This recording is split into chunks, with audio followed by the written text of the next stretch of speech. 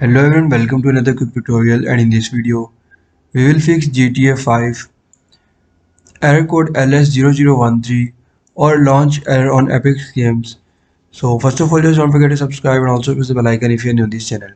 So to fix error code LS-0013 GTA 5 error on your Windows 10 or Windows 11, simply first of all you just need to right click on Task Manager and open Task Manager and just follow every step as I'm showing you in this video.